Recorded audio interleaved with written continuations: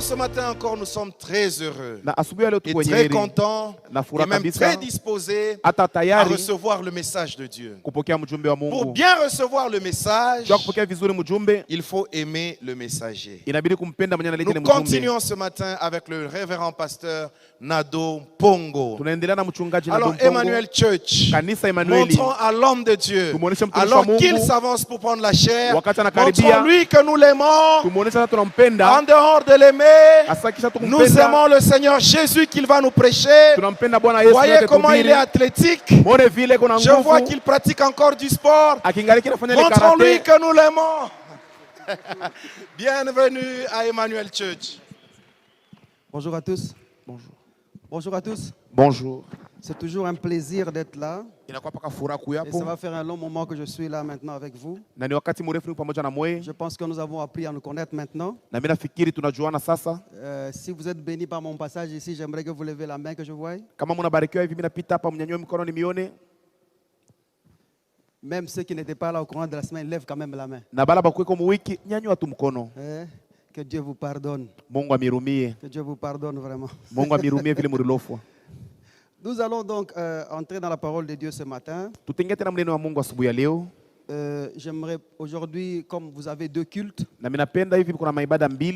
j'aimerais être plus bref que possible. Et afin de laisser le temps à l'autre programme qui va suivre.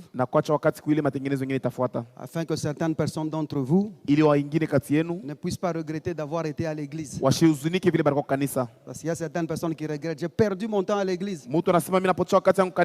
Et pourtant c'était prévu pour être rapide et partir. J'espère que nous allons finir à temps. Vous aurez le temps de rencontrer vos visiteurs à la maison encore. Permettez-moi que je prie un tout petit peu avant que nous commencions le message ce matin. Père, je te suis reconnaissant de ce que tu m'as jugé digne de me confier ta parole. Je suis né par ta parole, je vis par ta parole, au-dessus des circonstances et de toute autre situation. Je sais, Seigneur, que nous gagnons toujours par ta parole et que je réussis toujours par ta parole, selon ce qu'il est dit dans ta parole, dans le nom puissant de Jésus-Christ. Ce matin, Seigneur, j'aimerais prier pour mon frère et ma soeur qui s'est donné la peine d'être en ces lieux ce matin. Nous croyons, Père de gloire, que c'est toi qui convaincs. Et laisse que tout ce que nous allons dire en ces lieux puisse trouver place dans le cœur de quelqu'un et puisse trouver espace dans l'esprit de quelqu'un, afin que nous puissions vivre conformément. Que ta parole, Seigneur, pénètre nos esprits, pénètre nos êtres et affecte le changement dans nos vies au nom de Jésus-Christ. Merci au Père de gloire pour ta présence en ces lieux et merci pour l'église qui m'accueille. Au nom de Jésus, nous avons ainsi prié. Amen. Amen. Donc nous sommes en train de parler du Saint-Esprit, ça fait un moment. Et nous avons dit que le Saint-Esprit c'était un chapitre difficile, un sujet difficile à traiter. Parce que la Bible dit que c'est poussé par le Saint-Esprit que les saints hommes ont parlé de la part de Dieu. Et si c'est le Saint-Esprit qui pousse aux gens de parler de la part de Dieu, il était important de savoir lorsque le Saint-Esprit pousse les gens, le Saint-Esprit leur communique quoi? Dans des conclusions que nous avons établies, selon la parole de Dieu, il est prouvé que si c'est le Saint-Esprit qui pousse quelqu'un à parler, cette personne ne parlera que de Jésus. Parce qu'il y a plusieurs sujets dans la Bible, mais il y a un seul message dans la Bible. Et ce message, c'est Jésus-Christ. C'est comme ça qu'il est important de détecter et de savoir, selon que la Bible est en train de dire, plusieurs prophètes sont venus dans le monde, et la Bible nous exhorte de mettre à l'épreuve les esprits. Le mot esprit qu'on met à l'épreuve là-bas, c'est le mot pensée ou idée. Parce que c'est le mot grec pneuma. Alors ce que Jean était en train de dire, c'est de mettre à l'épreuve toute pensée. Parce que chaque fois que quelqu'un parle, il diffuse une pensée. Mais maintenant, au milieu de plusieurs pensées qui sont diffusées par des soi-disant soi-disant prophètes, le mot prophète là-bas veut dire ceux qui interprètent les Écritures. Chaque fois que vous êtes dans une assemblée où la Bible est placée devant vous et que quelqu'un s'engage à l'interpréter, soi-disant être poussé par le Saint-Esprit, Jean est en train de dire, en ceci vous reconnaîtrez l'Esprit de Dieu. Il dit tout esprit qui confesse Jésus en chair est de Dieu. Donc chaque fois que quelqu'un ouvrira la parole de Dieu, vous vous rassurerez que cette personne est poussée par le Saint-Esprit. Si et seulement si le message qu'il dégage de la Bible est Jésus-Christ et Jésus lui seul. Je crois que tu dirais Amen à cela. Amen. Alléluia. Amen. Je crois que les enfants de Dieu, nous devons être fiers de ce que Jésus est le centre de notre message. Et il est grand temps en tant que peuple de Dieu que nous refusons autre chose et que nous ne laissons seulement que Jésus-Christ sur nos altars. Parce que dans notre temps, dans le temps où nous sommes, les gens vont avec le sel à l'église, les gens vont avec les fouets à l'église, les gens vont avec l'eau à l'église. Avant on s'éloignait l'huile seulement à l'église. Maintenant on commence à boire l'huile à l'église. Alors si nous sommes en Christ, nous devons accepter que cet altar reste l'altar de Jésus-Christ, que nous quittons les habitudes et que Jésus-Christ prenne sa place. Donc tout ce que je suis en train de dire c'est ceci: si c'est poussé par le Saint-Esprit, ça serait Jésus-Christ le message. Est-ce que je peux recevoir un amen? Amen. Alors maintenant le Saint-Esprit devient un chapitre ou un sujet difficile à exploiter, parce que lui quand il pousse quelqu'un, il le pousse à témoigner Jésus. La Bible dit même en Jean chapitre 16 verset 13 que le Saint-Esprit ne parlera pas de lui-même. C'est ce qui rend encore ce sujet difficile. Mais dans le cours de l'enseignement que nous avons fait, nous avons découvert que le Saint-Esprit c'est l'Esprit de Jésus-Christ et il ne peut témoigner que Jésus-Christ. Vous êtes encore avec moi jusque là? C'est comme ça que je dis, parce que c'est un sujet difficile. Non seulement il est difficile, mais il est aussi énorme. Nous avons dit que le Saint-Esprit, dans sa manifestation dans la Bible, il se présente presque 21 fois majeur, ou dans 21 activités majeures,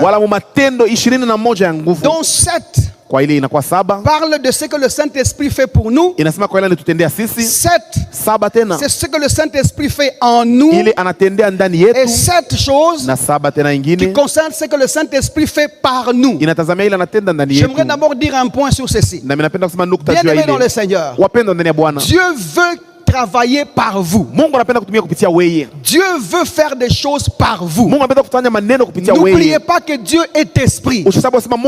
L'unique moment où Dieu peut toucher une chaise, ça sera avec vos mains. L'unique moment que Dieu peut parler à quelqu'un, ça sera avec votre bouche. L'unique moyen par lequel Dieu peut arriver au centre-ville, ça sera avec vos pieds. Ayez la conscience de la présence de Dieu dans votre vie. C'est la plus grande richesse qu'un homme ne peut avoir sur terre. Parce que tous les sacrifices de la croix se résument en ce que Dieu, par le sacrifice de son Fils, a accepté d'habiter dans l'homme. La chrétienté, ce n'est pas une religion. La chrétienté, ce n'est pas un mouvement. La chrétienté, c'est la divinité active dans l'humanité.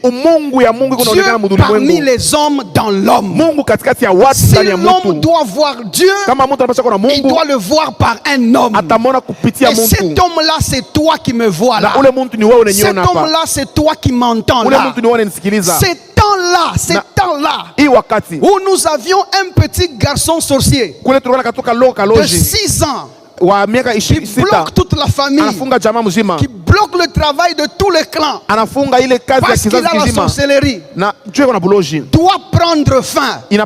Parce que dans notre famille aujourd'hui, nous avons aussi une personne qui a reçu Jésus-Christ comme Seigneur et Sauveur, dans lequel Dieu habite et qui fait le siège de Dieu dans notre maison. Si vous avez Dieu en vous, le sorcier doit fuir. Si vous avez Dieu en vous, les combats doivent finir. On n'a pas besoin de prier. Votre présence doit suffire. Je parle à quelqu'un jusque-là. Et si vous dites que vous avez Dieu en vous, mais le diable continue à se glorifier dans votre famille, le diable continue à se glorifier dans votre maison, ça voudrait tout simplement dire que celui qui est Dieu ne sait pas qu'il a Dieu. Et comme Dieu c'est un gentleman, il ne forcera pas ses activités aussi longtemps que tu n'acceptes pas sa présence. Je t'appelle à la conscience de sa présence. Aide-moi à dire il habite en moi et je le sais.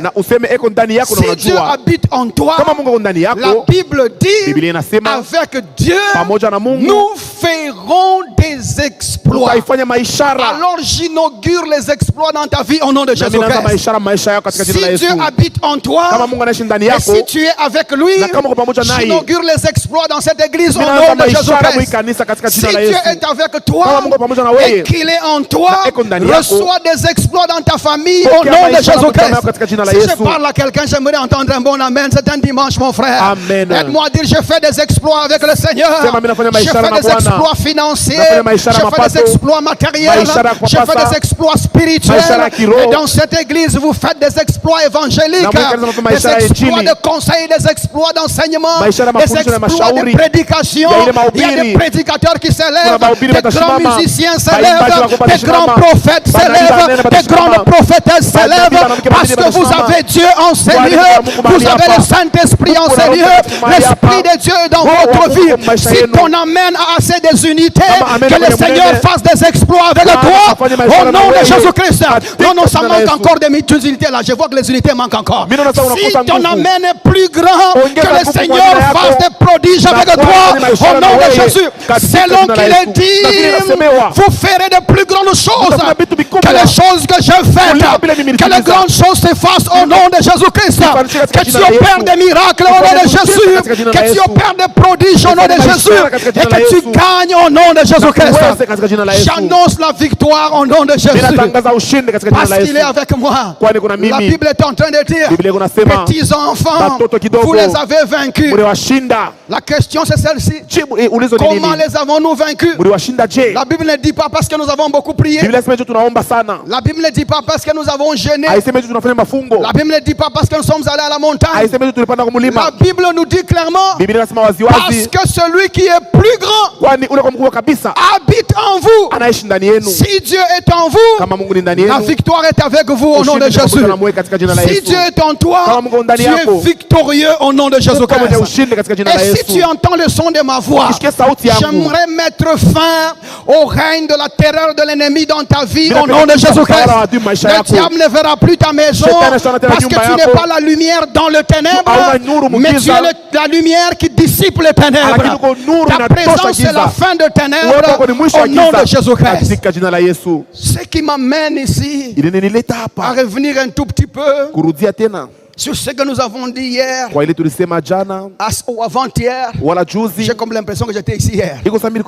Parce que pour moi c'est comme si je ne me réveille pas après avoir été à Emmanuel Church. Vous avez un truc là qui s'est attiré les gens. Et je prie que cette grâce continue au nom de Jésus. Je prie vraiment que ça continue au nom de Jésus. Nous avons dit, au lieu que je saute directement au dernier point, pour rappeler ceux qui n'étaient pas là, nous avons dit que les 7 choses que le Saint-Esprit fait pour moi, la première des choses, c'est qu'il convainc le monde en ce qui concerne le péché. C'est-à-dire que le Saint-Esprit nous pointe à Jésus. Il ne nous pointe pas à nos péchés, mais il nous pointe à Jésus. Parce que c'est par la foi en Jésus que nous quittons les péchés. C'est clair jusque-là? Répondez-moi, c'est clair jusque-là? Très bien. La deuxième des choses, aussi longtemps que tu as reçu Jésus-Christ comme Seigneur et Sauveur, la deuxième des choses que le Saint-Esprit fait pour toi, c'est qu'il témoigne que tu es enfant de Dieu. La Bible dit, en Romains chapitre 8, verset 16, il dit que le Saint-Esprit témoigne à notre esprit que nous sommes enfants de Dieu. Et si tu es enfant de Dieu, donc les liens de famille sont tombés. Les liens de famille sont tombés. Amen. Si tu es enfant de Dieu, les maladies héréditaires sont tombées. Si tu es enfant de Dieu, les esprits de poursuite sont tombés. Et puis parlons un peu des esprits de poursuite. Cette notion-là, c'est une notion de terreur. Laissez-moi vous dire une chose. Il n'y a pas d'esprit de poursuite qui poursuit des chrétiens. Vous savez pourquoi? Parce que même si nous étions une fois prisonniers dans le péché, la Bible nous dit clairement que pour nous qui avons cru, le prix a été payé. Le prix de la prison a été payé. Nous sommes sortis. Nous n'avons pas fui la prison. Quelqu'un qui est sorti, il a pris le temps de dire au revoir aux gardes, de dire au revoir aux soldats qui sont là. Bien aimé, ça a été bien d'être avec vous. Mais seulement cet endroit ici, le prix a été payé pour que je ne revienne plus jamais. Et nous sommes partis libres. Vous savez ce qui s'est passé? Il était dans ce tombeau-là. Il est ressorti par sa gloire. Un fort tremblement de terre. Jésus est sorti. Il a roulé la pierre par lui-même. Une chose, Jésus n'a pas ouvert le tombeau pour qu'il sorte. Jésus a ouvert le tombeau pour que tu vois qu'il est vide. Est-ce que nous nous comprenons? Maintenant, quand il a roulé la pierre, les militaires sont partis. Jésus est rentré, son corps était là-bas, il a délié de tous les liens. La Bible dit il a plié le lien, il les a mis à côté, il est rentré dans son propre corps, il a donné la vie à ses corps, il est revenu avec son corps qui est toi et moi, parce que Jésus est rentré par l'esprit de résurrection dans notre corps et a rendu la vie à nos corps mortels. Et il est sorti avec nous, libre, sans lien. Et nous sommes sortis. Les soldats étaient d'accord qu'il y avait résurrection, mon frère. Les rois même étaient d'accord qu'il y a eu résurrection. On ne nous a pas volé de la prison. Nous sommes sortis libres parce que le prix a été payé. Maintenant, l'esprit de poursuite ne peut exister que si tu t'es évadé de la prison. Parce qu'à ce moment-là, si tu t'es évadé, tu n'es pas à l'aise. Tu contrôles à gauche et à droite. Chaque tenue des militaires te rappelle la prison. Si tu vois seulement des soldats en train de venir dans ta direction, tu as peur. Nous n'avons pas fui la prison, mon frère. Le prix a été payé. Il n'y a pas d'esprit de poursuite. Nous sommes libres. Et d'autre part, tu n'es pas juif. Elle m'a dit je ne suis pas juif. Tu n'es ni juif charnel. Toi tu es congolais, tu es Mutabwa de là, on connaît chez toi. Toi tu es Moulubakati de l'autre côté, on connaît. Tu n'es pas juif. Tu n'as jamais quitté Israël, l'Égypte pour dire que Pharaon te poursuit. Tu n'as pas de pharaon qui te poursuit. Quoi qu'il y ait des similitudes entre la délivrance d'Israël en Égypte et notre délivrance en Jésus-Christ, mais les fonds n'est pas les mêmes.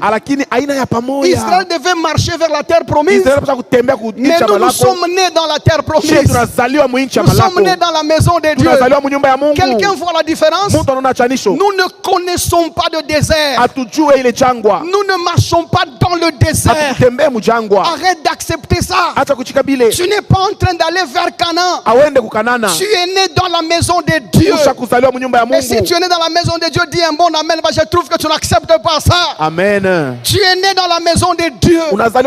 Vous connaissez comment est-ce que la Bible appelle le désert? Un lieu de rébellion et un lieu d'incrédulité. Dieu peut-il avoir les enfants dans la rébellion et l'incrédulité? Impossible. Tu es né dans la maison de Dieu. La Bible dit, voici ce que je ferai sur la ligne d'arrivée. Nous sommes nés sur la ligne d'arrivée du plan de Dieu. Tout ce que Dieu voulait depuis le commencement, c'est que toi tu sois semblable à l'image de son Fils. Et il t'a déjà eu en Jésus-Christ une fois pour toutes. Tu es son enfant, ça ne changera pas. Si tu es son enfant, dis un bon amen, on avance. Amen. Donc le Saint-Esprit témoigne que tu es enfant de Dieu. La deuxième des choses, c'est que le Saint-Esprit nous conduit. La troisième des choses, pardon. La troisième des choses, c'est que le Saint-Esprit nous conduit. Il nous conduit comment? La Bible dit dans les choses qui concernent Jésus. La quatrième des choses, nous avons dit que le Saint-Esprit nous rappelle les enseignements qui concernent Jésus. De Genèse à Apocalypse, ce livre c'est un livre de Jésus-Christ. Le Saint-Esprit ne te rappellera pas autre chose. Il ne te parlera que des choses qui concernent Jésus. La cinquième des choses, c'est que le Saint-Esprit se console et réconforte. Nous avons dit ceci. Le Saint-Esprit ne viendra pas te dire yo mon bébé, sois calme bébé. Non, ce n'est pas ça. Quand le Saint-Esprit console, il viendra te dire juste un mot qui concerne ce que Jésus a fait pour toi, afin que tu puisses te tenir fort et sortir de ces problèmes-là. Il y a un mot qui te manque entre toi et ta réussite. Il y a quelque chose qui manque entre toi et ton progrès. Et c'est ce que le Saint-Esprit viendra donner au milieu de tes tourments. Il amènera ça comme une consolation. Et tu sortiras de cet endroit-là au nom de Jésus-Christ. Juste un mot. Et ce mot-là changera ta vie au nom de Jésus. Et ces choses que le Saint-Esprit te dira, ce sont des choses qui concernent Jésus. Suis-je encore avec vous jusque-là? Suis-je encore avec vous jusque-là? Je suis en train de courir à cause du temps. La sixième des choses, c'est que le Saint-Esprit fait des dons. Le Saint-Esprit rappelle les enseignements de Jésus. Ça, le pasteur va continuer dans les détails. Le Saint-Esprit console et réconforte. Le pasteur va continuer. Le Saint-Esprit nous fait des dons. Le pasteur va vous donner des détails. De toutes les façons, c'est ça son travail. C'est son travail. Et ces choses-là, il va vous les développer. La septième des choses, nous l'avons introduite avant-hier. C'est que le Saint-Esprit, il nous aide dans la prière. Romains chapitre 8, verset 26. J'espère pouvoir finir dans quelques minutes. Vous êtes là jusque-là? J'ai comme l'impression que je parle seul. Vous êtes là jusque-là? Je vois qu'il y a quand même 2-3 personnes qui sont en train de m'écouter, mais les autres, termine seulement, va chez toi. Termine seulement, va chez toi. Mais vous qui m'écoutez là, que Dieu vous bénisse. Romains chapitre 8, verset 26. La Bible dit ceci. De même aussi, l'Esprit nous aide dans notre faiblesse. Le mot faiblesse là-bas veut tout dire. L'incapacité de trouver les sujets. Parce que des fois, tu peux être au milieu de ton problème. Tu ne sais même pas par où commencer. Il y a des problèmes qui t'arrivent comme ça. Tu dis seulement Seigneur. Et les larmes commencent à couler. Il y a des problèmes qui t'arrivent comme ça. Tu ne sais même pas comment commencer une prière. Et la Bible nous dit que de même aussi l'Esprit nous aide dans notre faiblesse. Car nous ne savons pas ce qu'il nous convient de demander dans nos prières. Observez une chose ici. La Bible ne dit pas que nous ne savons pas comment prier. Parce que ça, les disciples avaient déjà reçu une leçon. Et dans cette leçon de prière, quoique bien évidemment, la prière de notre Père qui est aux cieux n'est pas une prière chrétienne. Il y a quand même une phrase que Jésus veut que nous prenions. Notre Père qui est aux cieux. Comment est-ce que nous prions? Notre Père qui est aux cieux. Ce que Jésus voulait nous dire, c'est que la prière ne s'adresse plus à un Dieu, mais la prière s'adresse à un Père. Dieu a toujours voulu être connu par nous comme Père et non comme Dieu. Pasteur, est-ce qu'il y a un problème? Il y a vraiment un problème. Parce que la notion de Dieu, c'est une notion purement humaine. Seuls les hommes sont des dieux. C'est comme ça que même dans les histoires ici que nous avons appris, il n'y a pas un seul Dieu qui soit un esprit. Astarté, c'est un homme. Jupiter, ce sont des hommes. Neptune, tous ces gens que vous allez citer, ce sont des hommes qui ont réellement existé, mais qui ont accompli quelque chose que les autres hommes n'ont pas pu faire. La particularité de leur acte leur a voulu qu'ils obtiennent ce rang de Dieu au milieu de leurs confrères. Maintenant, je peux dire à haute voix que Dieu que nous appelons Dieu, celui qui a créé le ciel et la terre, ne peut pas être Dieu. Parce que si nous l'appelons Dieu, nous le diminuons au rang des hommes. Est-ce que mon français est correct jusque-là? Je ne vais pas créer la confusion. Ça va jusque-là? Ça va jusque-là? Les gens ont calé. Complètement. Je vais y aller lentement. Je reprends. Dieu qui a créé le ciel et la terre ne peut pas être appelé Dieu. Parce que la notion de Dieu, c'est une notion purement humaine. Tous ceux qui n'ont jamais été appelés Dieu sont des hommes créés par Dieu. Le rang de Dieu, c'est pour les hommes. Pourquoi ont-ils été appelés Dieu? Parce qu'ils auraient dans le passé ou au courant de leur vie accompli quelque chose que leur contemporain n'a pas pu accomplir. C'est comme ça qu'ils ont reçu le rang de Dieu proclamé par leurs frères hommes. Jusque-là, ça va? Ça va jusque-là?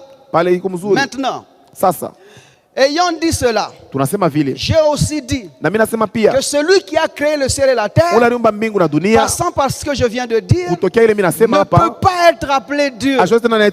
L'appeler Dieu, c'est le ramener au rang des hommes.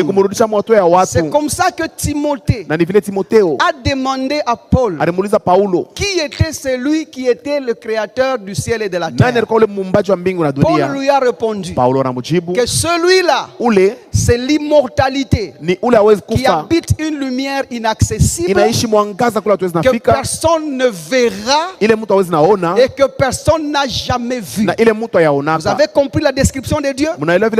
L'immortalité qui habite une lumière inaccessible que personne n'a vu ni ne verra. Ceci veut dire que Dieu ne peut pas avoir une description dans le vocabulaire des hommes. C'est comme ça qu'il ne peut pas être appelé Dieu. Parce que ce n'est pas un homme. Dieu est esprit. Mais il a toujours voulu avoir une famille. Et lorsque vous introduisez la notion de famille, c'est-à-dire qu'il doit y avoir un père de famille. C'est comme ça que Dieu est pour nous. En Jésus-Christ, un père. Il veut être appelé Père. Jésus, toute sa vie, a appelé Dieu Père. Jamais Dieu, sauf l'unique fois où il était à la croix, parce qu'il prenait ta place et il prenait ma place. Et une autre fois, dans le jardin, après sa résurrection, il a dit à cette femme, je m'en vais auprès de mon Dieu, qui est votre Dieu, et auprès de mon Père, qui est votre Père. Vous voyez, même dans ce vocabulaire-là, Jésus a des difficultés de laisser le peuple connaître son Père comme Dieu. Maintenant, qui est-ce que nous appelons Dieu en tant qu'Église? Il faut que ça soit clair, il faut qu'on explique clair. Je ne suis pas venu apporter des sujets difficiles. Je suis venu poser une brique sur les fondements que le bien-aimé est en train de poser. Pourquoi est-ce que Jésus est appelé Dieu à l'Église? Parce que bien évidemment, Jésus c'est un homme. Ça va jusque là? Jésus c'est un homme. Il est né homme. Il est mort homme. Il est ressuscité homme. Il règne aujourd'hui homme. Pourquoi est-ce qu'il est Dieu? C'est parce que Dieu créateur, c'est lui qu'on veut bien appeler Père, l'a élevé aux yeux de tous les hommes comme Dieu. Parce que seul un homme peut être Dieu pour les hommes. Ça va jusque là? Prenons un verset. Hébreu chapitre 1er.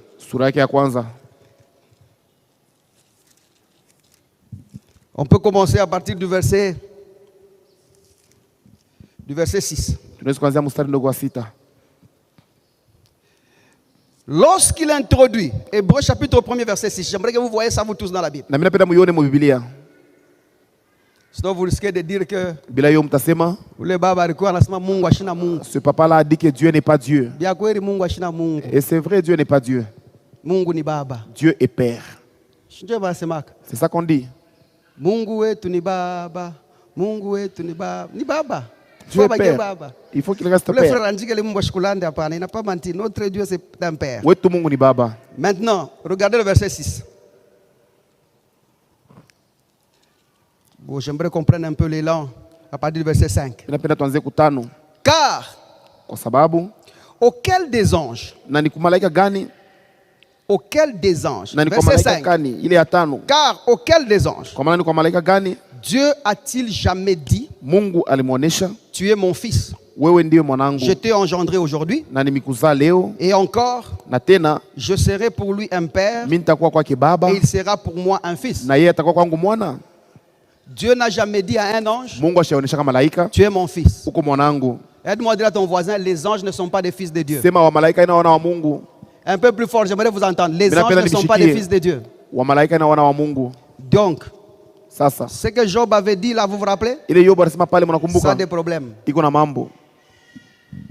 Dieu n'a pas de fils ange. Continuons, ça c'est un autre chapitre. Verset 6. Et lorsqu'il introduit de nouveau, c'est là que nous sommes venus, mon frère. Lorsqu'il introduit de nouveau dans le monde le premier-né, de nouveau, ça veut dire qu'il y avait une première fois. La première fois, c'est quand? Quand il était né chez Marie. La première fois que Jésus entre dans le monde, c'est quand il est né chez Marie. Avant ça, il n'était vu nulle part. Il n'était jamais venu. La première fois que Dieu vient en chair, c'est quand il est né de Marie. Première fois. Et il est venu pourquoi?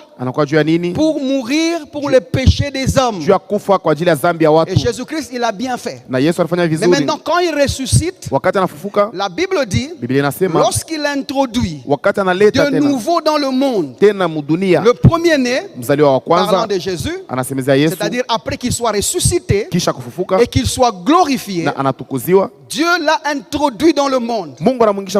Là où nous sommes. Écoutez ce que la Bible dit.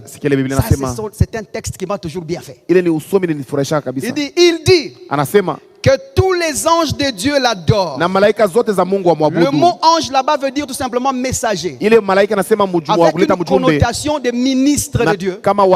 Et tous ceux qui ont cru en Christ. Que tous les anges de Dieu l'adorent. Maintenant Dieu pointe à Jésus et il dit aux anges, serviteurs de Dieu, vous là, adorez-le. Et nous avons dit que Jésus-Christ, voyez, Jésus-Christ, c'est lui que nous adorons. Il est devenu notre sujet d'adoration. Deuxièmement, il continue. De plus, Il dit des anges. Anasema kwa malaika. Maintenant, il c'est des anges, les anges là que vous connaissez, Michael, Gabriel et les autres. Wa malaika wale mnajua Michael, Gabriel na wengine. Il dit maintenant aux autres anges. Anasema kwa malaika. Celui qui fait des anges des vents. Anayefanya malaika zanakuwa pepo. Et des serviteurs une flamme de feu. Na watumishi wake ndimi za moto. En d'autres termes, il dit. Na kwa msemo mwingine anasema. Votre mission à partir d'aujourd'hui. Kazi yenu kuanzia leo. Viendra de celui-ci. Itatoka kwa huyu. Ça va jusque là? Répondez-moi, ça va jusque là? Munijibu. Très bien. Votre mission à partir d'aujourd'hui viendra de celui-ci. La troisième des choses. Mais il dit au Fils. Dieu. Mungu. Après avoir parlé aux hommes, il leur dit adorer Jésus. Après avoir parlé aux anges, il leur dit c'est lui qui va commencer à vous donner des missions maintenant. Il se tourne vers le Fils. Dieu se tourne vers le Fils Jésus. Écoutez ce qu'il dit. Il dit ton trône, oh Dieu, est éternel. Dieu vient d'appeler Jésus Dieu. Quelqu'un est avec moi jusque là? C'est le jour où Jésus a été introduit aux yeux des hommes et aux yeux des anges comme étant Dieu. Parce qu'il ne peut y avoir de Dieu aux yeux des hommes qu'un homme. Ça va jusque là? Je pense que mes preuves sont correctes. C'est-à-dire que maintenant, le Dieu que nous adorons, Jésus, c'est un homme. 1 Timothée chapitre 2, à partir du verset 4. Disons cela. Il est Dieu parce que Dieu l'a introduit Dieu. Regardez le verset 4. Dieu veut que tous les hommes soient sauvés et parviennent à la connaissance de la vérité. Car il y a un seul médiateur. Car il y a un seul Dieu. Et aussi un seul médiateur entre Dieu et les hommes. Jésus-Christ, homme, qui s'est donné lui-même en rançon pour tous. C'est là le témoignage rendu en son propre temps et pour lesquels j'ai été établi prédicateur et apôtre. J'ai dit la vérité en Christ et je ne mens pas. Jésus-Christ est un homme qui est glorifié au rang de Dieu aux yeux des hommes. Quand tu dis notre Père qui est aux cieux, celui à qui tu t'adresses là, c'est Jésus. Et maintenant Dieu a voulu que toute la gloire, parce que nous parlons de la prière, que toute la gloire qui lui revienne ne soit acceptée par Dieu, que si et seulement si Jésus est la confession, ou c'est par Jésus que cette prière passe. Tu ne peux pas dire Dieu je t'adore si ce n'est pas au nom de Jésus. Dieu n'acceptera pas cette adoration. Dieu ne trouvera pas cette adoration. Parce que Dieu a voulu que toute sa plénitude habite corporellement dans le Fils. Adorer le Fils, c'est adorer Dieu. Ça va jusque là? Oh, ça va jusque là? Adorer le Fils, j'ai dit, c'est adorer Dieu. Mais maintenant, la Bible dit, lorsque nous prions, le Saint-Esprit nous aide dans la prière parce que nous ne savons pas ce qui nous convient de demander. La première prière qui est efficace et sur laquelle nous allons parler aujourd'hui, c'est la prière d'adoration. Comment est-ce que le Saint-Esprit nous aide à adorer le Seigneur? Hier, je sais, il y a des gens qui ont fait leur nouvel pas en Jésus-Christ. Vous avez un grand événement ici. Et j'ai béni le Seigneur pour ça. Mais que le Saint-Esprit vous aide à comprendre comment vous devez adorer le Seigneur. C'est ce que nous allons voir maintenant. Hébreux chapitre 8. Hébreux chapitre 13. Hébreux chapitre 13. On peut commencer à partir du verset 15. Écoutez ce que la Bible dit. Par lui, par Jésus-Christ, offrons sans cesse à Dieu. Par Jésus-Christ, nous offrons sans cesse à Dieu un sacrifice de louange, c'est-à-dire le fruit des lèvres qui confesse son nom. Dieu veut que nous l'adorions par Jésus-Christ. En offrant ou en l'offrant les fruits de nos lèvres qui confessent le nom de Jésus-Christ. Je vais vous expliquer ce que ça voudrait dire. Lorsque je suis en train de dire que Dieu a donné toute gloire à son Fils, afin que toute adoration du Fils soit l'adoration du Père, c'est ici que nous voudrions atterrir. Le Saint-Esprit te permettra à comprendre la place de Dieu et la place de son Fils, qui ne font qu'un seul corps. Vous êtes avec moi jusque-là? Maintenant, entrons dans la parole. Il dit par lui, offrons sans cesse à Dieu. Par Jésus-Christ, nous offrons sans cesse à Dieu un sacrifice de louange. C'est quoi une louange? Une louange, c'est un chant ou des cantiques ou des paroles dites sur les mérites de quelqu'un. Lorsque nous chantons les mérites de quelqu'un, on dit que vous êtes en train de faire une louange pour cette personne. Maintenant, nous connaissons les mérites de Jésus. Personne d'autre sur la terre n'est mort pour toi. Personne d'autre sur la terre n'a été enseveli pour toi. Personne comme Jésus-Christ n'est monté sur la croix. Lui seul a fait ça. Et maintenant, lorsque nous offrons le sacrifice de nos louanges à Jésus-Christ, nous devons tenir compte de ça. Je veux donner un exemple. Si je chante par exemple ici sur l'altar, je prends une chanson comme si ce n'est pas toi, où irais-je Jésus? Mon amour pour toi dépasse celui des autres. Ça sonne bien. Mais si je peux aussi dire, si ce n'est pas toi, chérie, où irais-je encore? Mon amour pour toi surpasse celui des autres. Bébé. Vous avez senti la différence? Le même texte. J'ai mis ma femme dessus et ça marchait. Cette chanson-là n'est pas digne de Jésus-Christ. Une chanson à Jésus, vous devez mettre un autre nom dessus et ça ne doit pas marcher. Il faut que ça tienne seulement à Jésus. Parce que Jésus seul a fait des choses qu'une autre personne ne peut pas faire. Quand vous adorez Jésus, le sacrifice de vos lèvres là doit être exclusif aux choses que personne d'autre ne peut faire. C'est comme ça qu'une fois là, j'étais dans un pays, je les ai trouvés en pleine élection. Il y avait la chanson là de Winner, Jesus, you are the winner, Bato, you won forever, winner. Ces gens, ils ont déjà remplacé un candidat, ils ont mis leur nom là-bas. Ils ont mis le nom du candidat là-bas. Et ça marchait. Et ça enseigne que c'est une chanson. Vous le chantez dans l'église et que vous pouvez mettre le nom de quelqu'un d'autre et ça marche.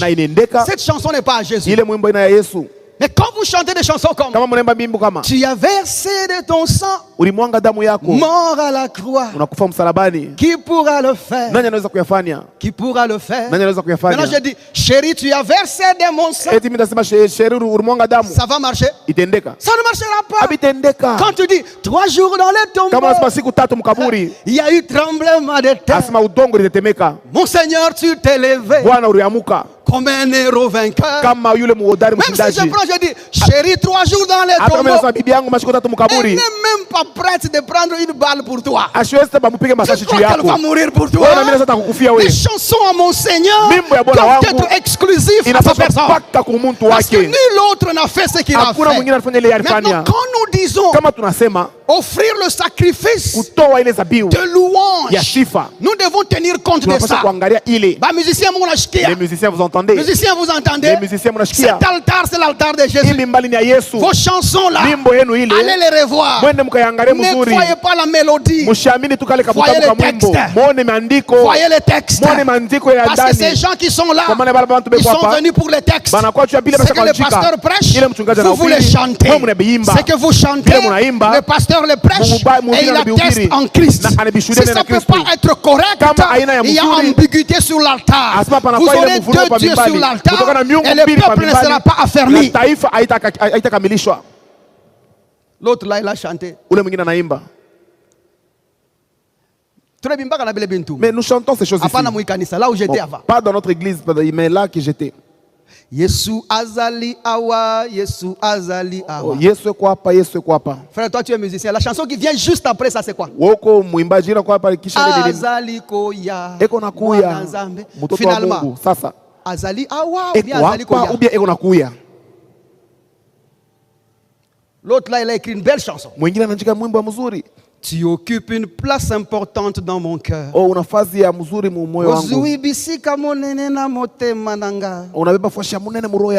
ne le pousse. Lui-même. Il nous a dit que Jésus occupe une place importante dans son cœur. Le couplet qui suit. Ce que tu nous as dit avant, c'était quoi? Donc il n'était pas là. Tu le cherches encore. Tu nous as fait une farce. Faites attention à ce que vous chantez. Parce que ce que vous chantez affecte vos esprits. Et ils affectent vos âmes. Pourquoi est-ce que nous mettons l'évangile en chanson? C'est parce que la parole est pour l'esprit et la mélodie est pour l'âme. Ça va jusque là? La parole c'est pour l'esprit et la mélodie c'est pour l'âme. C'est comme ça que l'une des moyens les plus faciles de répéter ou de confesser la parole de Dieu, c'est lorsque nous la mettons sur la mélodie. Je suis fort, fort, oui, plus qu'un vainqueur par le sang. Plus tu chantes ça, plus devant l'adversité tu te rappelles. Je suis fort, parce que tu as confessé ça plusieurs fois. Maintenant si dans la chanson que tu chantes Jésus n'est pas au centre, tu seras défaitiste. Tu échoueras toujours. Ça va jusque là? Mon temps est fini, il faut que j'avance un peu. Maintenant offrons sans cesse par Jésus-Christ un sacrifice de louange. J'ai dit ça doit chanter, ça doit être le mérite de quelqu'un. Et le mérite de Jésus, on le connaît. Et il ajoute le fruit, c'est-à-dire, il explique. Le sacrifice là, il explique. C'est-à-dire, c'est le fruit de nos lèvres qui confesse son nom. Le fruit de nos lèvres qui confesse son nom. Pour ceux qui écrivent, le nom qui est là-bas. Que lorsque Jésus était né, le premier jour des gens, on l'a appelé Jésus. Vrai ou faux? C'est ça, non? Tout le monde sait que son nom c'est Jésus. Mais ici on dit le fruit de nos lèvres qui confesse son nom. C'est quoi le nom là? Le nom de grec c'est onoma. Comment vous le prononcez? Onoma. Onoma qui veut dire le nom avec tout ce qu'il englobe. Mais maintenant nous connaissons. C'est que le Saint-Esprit nous enseigne lorsque nous adorons le Seigneur. Il nous enseigne les choses qui concernent l'englobalité des mérites du nom de Jésus. Hébreux chapitre 12, à partir du verset 2, la Bible dit que les yeux fixés sur Jésus, l'auteur et le consommateur de notre foi, lequel en vue de la joie qui lui était réservée, a souffert la croix, méprisé l'ignominie et s'est assis à la droite du Père. C'est ce que la Bible dit. Observez une chose. Nous savons que le Jésus qui est venu en chair est mort pour nous. Il a été enseveli et il est ressuscité le 3e jour. Aujourd'hui, connaissant ses mérites, il a été élevé au-dessus de tout autre nom et il règne en gloire, ayant mérité cette place-là. Il n'a pas fraudé parce que la prophétie disait: assis-toi à ma droite que je fasse de tes ennemis ton marchepied. Ce qui voudrait dire, Jésus n'est pas assis à la droite du Père parce qu'il est le Fils de Dieu, mais il a dû marcher par le marchepied. Le marchepied, ce sont des escaliers. Il a connu les escaliers de la mort, les escaliers de l'ensevelissement, l'escalier de l'engloutissement, l'escalier de la résurrection, l'escalier de l'affrontement du jardin, l'escalier de se présenter auprès du Père, l'escalier de rentrer auprès de ses disciples, et l'escalier de dire aux disciples, Dieu vous a accepté. Et aujourd'hui, il est dans la gloire parce qu'il a accompli des choses correctement. Il n'y avait pas fraude. Mon frère, ton salut là, ce n'est pas un petit sujet là du coin des rues. Ce n'est pas un sujet là de derrière la maison. C'est quelque chose qui est prouvé et vrai. Dieu n'a pas fait autre chose de grand pour l'homme que de lui sauver en Jésus-Christ. C'est quelque chose de vrai. Si tu es sauvé, sois fier. Sois fier d'être dans la télévision parce que tu es sauvé. Sois fier d'être dans la radio parce que tu es sauvé. Sois fier de marcher en route parce que tu es sauvé. Sois fier au travail parce que tu es sauvé. Sois fier sur la rue parce que tu es sauvé. Sois fier dans ton mariage parce que tu es sauvé. Sois fier à l'école parce que tu es sauvé. Ce n'est pas un sujet de honte. Quelqu'un a payé de sa vie pour ça. A payé de sa vie pour ça. Moi, je suis fier d'être enfant de Dieu. Maintenant, parce qu'il règne aujourd'hui, mais on doit englober ces choses. Notamment, quelles sont les choses qui englobent la gloire de quelqu'un? Parce que Jésus est glorifié aujourd'hui. La première des choses, lorsque tu offres le fruit ou le sacrifice de louange qui confesse son nom, la première des choses, le Saint-Esprit t'enseignera à confesser le rang de Jésus. Quand tu adores le Seigneur, la première des choses que tu fais, c'est reconnaître son rang. Qui est comme toi, Seigneur? Qui est comme toi? Qui d'autre est mort de ta mort? Qui d'autre a été capable de faire ça? Qui d'autre est entré dans le tombeau 3 jours et 3 nuits? Quand tu confesses ça, tu relèves la particularité et tu fais voir aux yeux des hommes et dans ta prière que personne d'autre n'occupe dans ta vie la place que Jésus a. Tu détermines son rang. Tu confesses l'exceptionnalité de sa position. Comment il est exceptionnel. Je parle à quelqu'un jusque là. La deuxième des choses, c'est confesser son caractère. Le Saint-Esprit te permettra à relever le caractère de Dieu.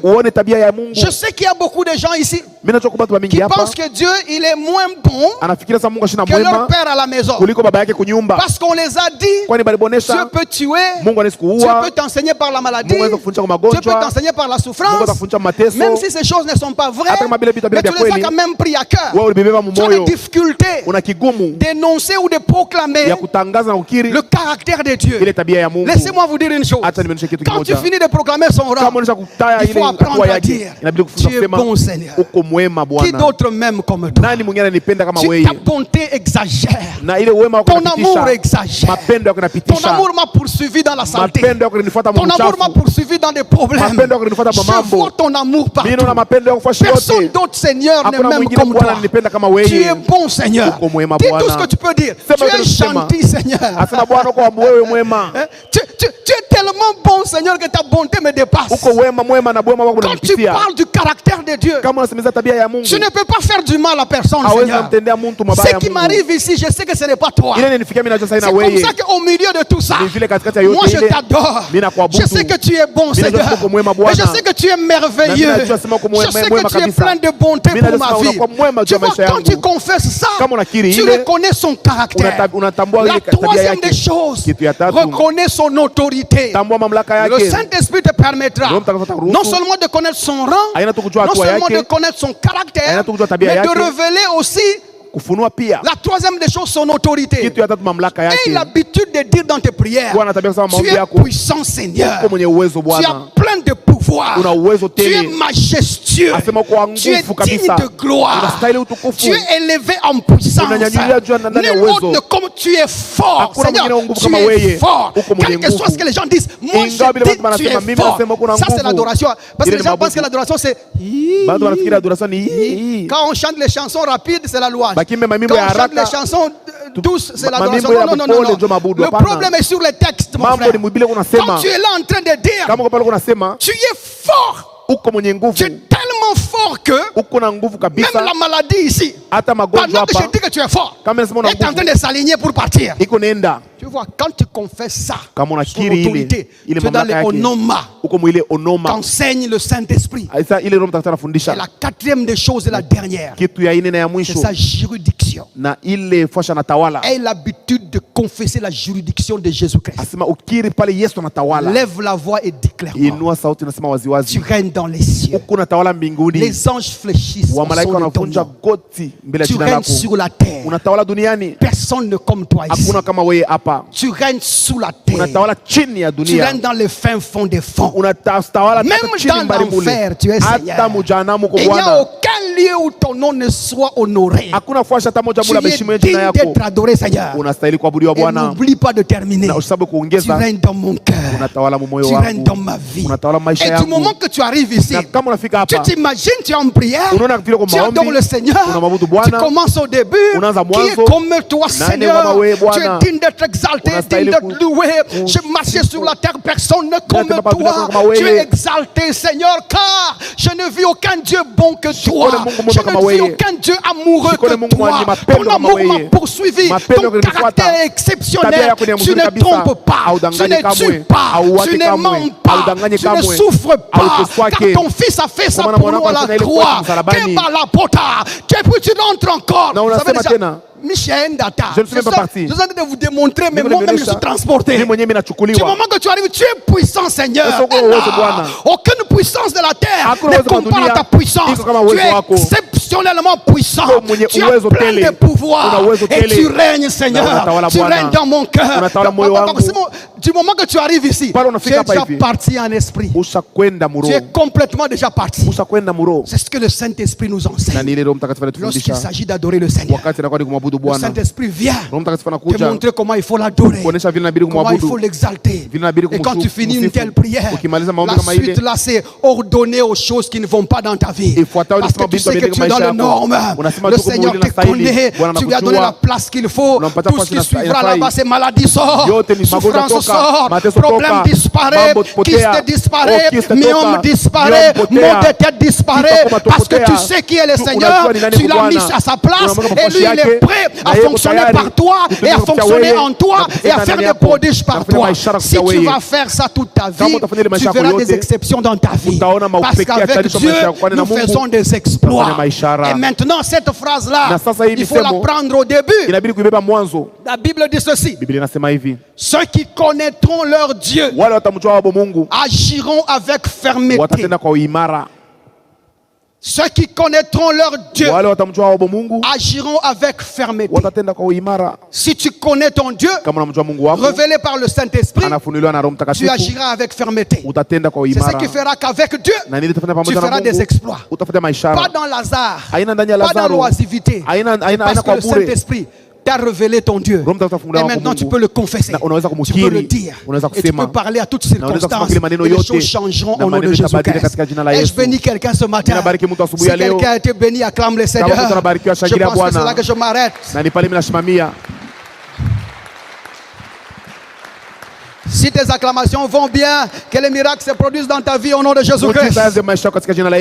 Regarde, nous acclamons le Seigneur, pas notre président de la République, pas notre pasteur.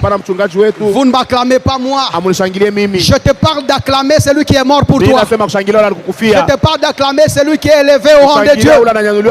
Je t'appelle d'acclamer un Dieu exceptionnel, l'unique Dieu qui est mort pour nous et qui est ressuscité.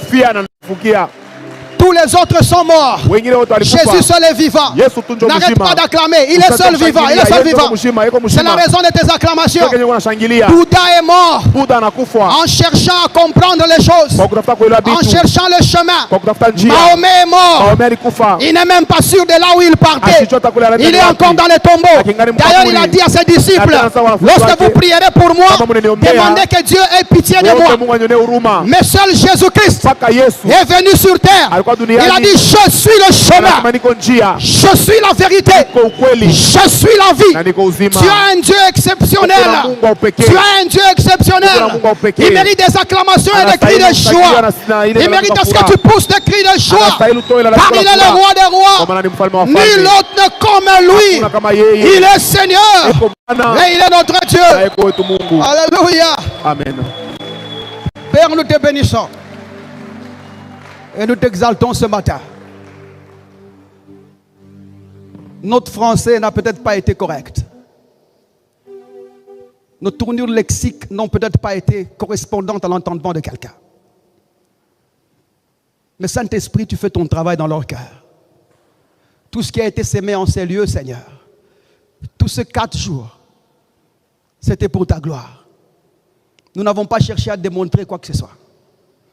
Mais nous avons voulu poser une pierre sur ce que notre bien-aimé est en train de faire en ces lieux. Je prie pour cette église. Je prie pour cette assemblée. Ne permets pas qu'ils connaissent ce que moi j'ai connu. Ne permets pas qu'ils vivent les difficultés que j'ai vues. Laisse qu'ils aillent de gloire en gloire, de bonheur en bonheur, de succès en succès. Que tu élèves les hommes qui sont dignes de soutenir cet homme de Dieu. Que tu élèves des dons, que tu élèves des habiletés, que tu élèves des ministères en ces lieux, afin de faire l'œuvre correctement. Seigneur, je prie pour tous ceux qui ont la passion des âmes, d'entrer sur le chemin et d'aller évangéliser au nom de Jésus-Christ. Je prie pour tous ceux qui veulent contribuer à l'avancée de cette œuvre. Seigneur, pourvois leurs besoins. Que tout ce qu'ils feront puisse produire des fruits au nom de Jésus-Christ. Partout ils poseront leurs mains. Selon qu'il est dit, tout ce que nous faisons par nos mains sera béni. Seigneur, que leur travail soit aussi béni. Que ça produise les fruits convenables afin de bénir cette église et d'avancer cette œuvre. Je prie au Père de gloire pour les frères et sœurs qui ont été en ces lieux. Cet endroit, ce n'est pas la piscine de Bethsaïda où les gens viennent attendant que Dieu va bouger une guérison. Que ça soit un endroit où ton nom est proclamé, où ta gloire est proclamée, et que les miracles se font tous les jours sans exception, et que les gens qui prient en ces lieux, que même leur vie au quotidien, qu'ils voient le développement rapide au nom de Jésus-Christ, qu'ils prospèrent dans ce qu'ils sont en train de faire au nom de Jésus-Christ, que tout celui qui est dans cette église, qu'il sente les grâces se multiplier sur sa vie au nom de Jésus-Christ, et qu'il ne se plaigne pas d'être membre de cette église. Cet endroit, ce n'est pas un endroit de malédiction. Que tout celui qui est maudit, qui entre en ces lieux et qui entend ce qui se presse sur cet altar, que cette malédiction tombe au nom de Jésus-Christ. Que tout celui qui se bat et qui se tracasse à cause du problème du péché, qu'en ces lieux, Seigneur, qu'ils se sentent pardonnés, qu'ils se sentent acceptés et qu'ils reconnaissent qu'il est enfant de Dieu et que toi tu l'aimes. Que tout celui qui a des problèmes de famille, de liens de famille, de poursuite des familles, par leur entrée en ces lieux, laisse que cet endroit enseigne à cette personne qu'elle est libre à cause de ce que Jésus-Christ a fait pour elle. Merci Seigneur. Je dis, ils sont bénis au nom de Jésus. Amen. Ils sont bénis au nom de Jésus. Amen. Ils sont bénis au nom de Jésus. Amen. Ils sont bénis quand ils dorment. Ils sont bénis quand ils se réveillent. Amen. Ils sont bénis quand ils marchent. Ils sont bénis quand ils travaillent. Ils sont bénis quand ils entreprennent. Seigneur, que la sagesse créative soit donnée aux jeunes gens afin qu'ils créent des entreprises, qu'ils fonctionnent correctement au nom de Jésus-Christ. Laisse que la sagesse qui vient de toi puisse causer un frère, causer à une frère, à une sœur d'agir correspondablement au nom de Jésus-Christ. Que ta sagesse qui ne trompe pas, cette sagesse qui fait accepter les gens devant toi, cette sagesse qui pose des actes et qui cause aux gens de le faire, puisse être active dans ces lieux au nom de Jésus. Merci au Père de gloire pour la croissance numérique de cette église rapide au nom de Jésus-Christ. Cet endroit remplit plus vite que les hommes le pensent. Cet endroit évolue plus vite que les hommes le pensent. Parce que tu es là pour confondre l'intelligence des intelligents et la sagesse des sages. C'est comme ça que Seigneur, toi qui es en ces lieux et qui as voulu que nous passions en ces lieux, nous bénissons cette église et nous disons ils sont prospères, ils avancent, ils réussissent, ils ont la tranquillité, l'harmonie entre serviteurs et la réussite dans tout ce qu'ils font au nom de Jésus. Que tes faveurs et tes grâces abondent sur cette église. Au nom de Jésus, j'ai ainsi prié. Amen et Amen. Amen.